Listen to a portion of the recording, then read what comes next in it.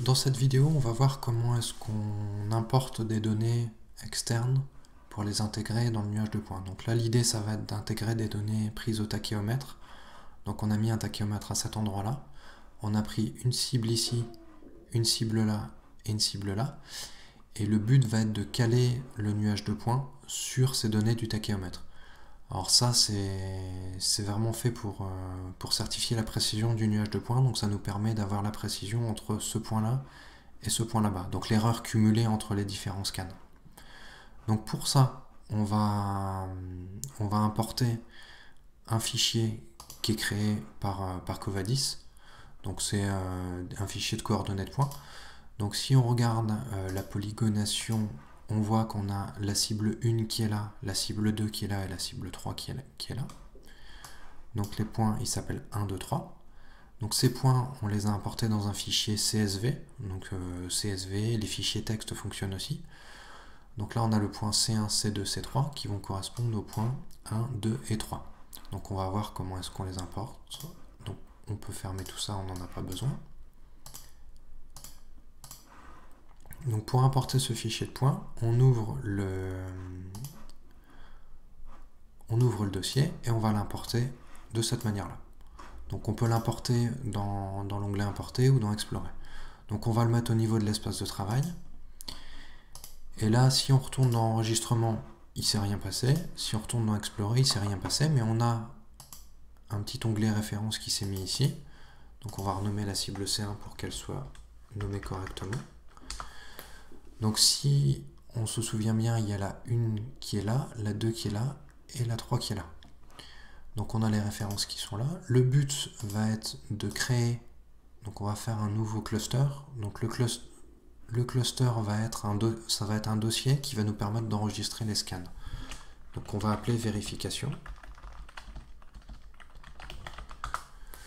Donc dans ce cluster vérification, on va mettre nos scans en vérifiant qu'ils sont bien verrouillés ici. Donc s'ils sont bien verrouillés, ça veut dire qu'ils ont été enregistrés. Le vert veut dire que c'est correct. Donc on va prendre les scans, on va les mettre dans vérification, et on va prendre les références, on va les mettre dans vérification. Donc là, si on déroule tout ça, on a les cibles C1, C2, C3, et on a les différents scans. Si on va dans enregistrement, il nous propose de faire un enregistrement automatique du dossier vérification. Avant de faire ça, il va falloir passer par une étape qui va être marquer les cibles correctement. Donc si on fait un affichage de vue de correspondance pour voir où sont situés les scans, on a la cible 1 qui est dans le scan 2000, la 2 qui est dans le 2002, et la 3 qui est dans le 2008. Donc si on déroule le 2000, on a un seul checkerboard qui va correspondre à la...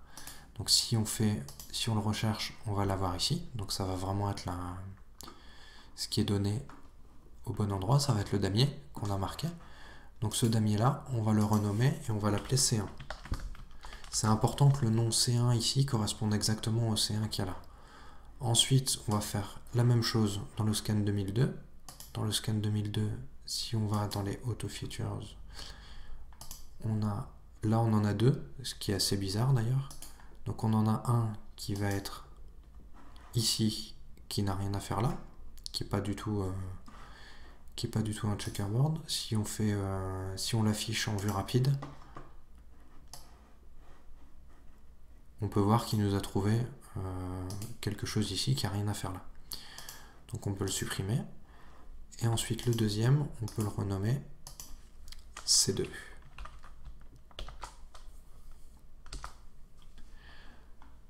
On peut le renommer C2.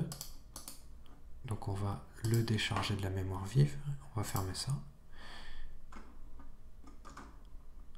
Et si on retourne dans le dernier, donc c'est le 2008. Le 2008, si on va... Donc Auto Features, c'est tout ce qui a été détecté automatiquement par le scan. Donc là, le troisième, on peut le renommer et on l'appelle C3. Donc là, si on regarde bien, on a nos C1, ensuite c'était le 2002, C2 et C3.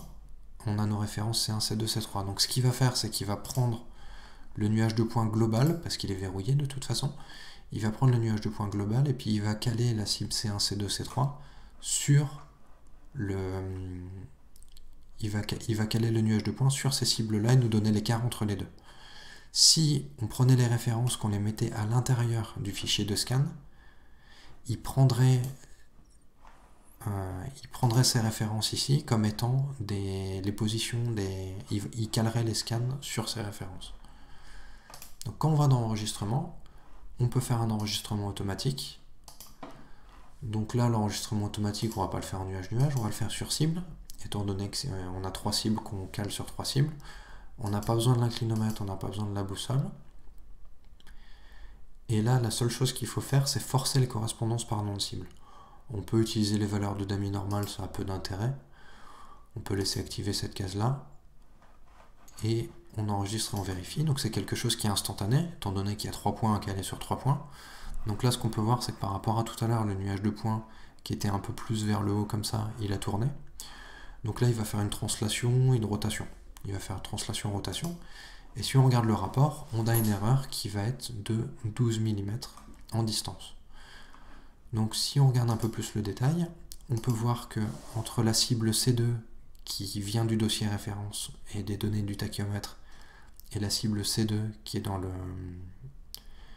qui vient du scan, on a 12 mm d'erreur en horizontal, 7 mm en horizontal pour C3 et 5 mm pour C1.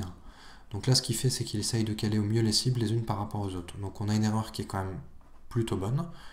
Donc là, les numérisations sont correctement enregistrées. Et si on regarde un petit peu le détail, on a les scans qui sont ici, donc où on a des erreurs de points maximales qui sont de 2,1 mm, une erreur moyenne de 1,3, donc c'est quelque chose qui est quand même très très précis. Et si on met le rapport avec les données du tachyomètre qui est juste au-dessus, on est plus autour de 12 mm. Donc c'est quelque chose qui reste très correct, mais il faut bien faire attention, il faut bien avoir en tête que quand on affiche le rapport entre les scans, ça va être le rapport entre 2 scans consécutifs. Donc on le voit de toute façon avec cette matrice, il n'y a pas de rapport entre le scan 2000 et le scan 2008. Il ne va pas nous donner l'information entre les deux. Pour avoir cette information entre 2 scans qui sont d'un bout à l'autre, et donc l'erreur cumulée au fur et à mesure, il va falloir vraiment utiliser des données externes issues des données tachymétriques.